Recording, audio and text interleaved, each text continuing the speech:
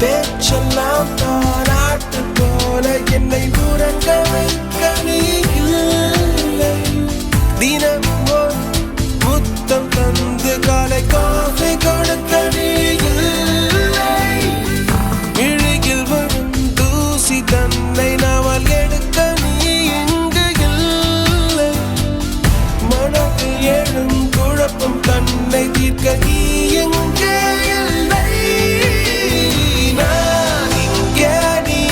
அங்கே இந்த தனிமையில் நிமிஷங்கள் வருஷம்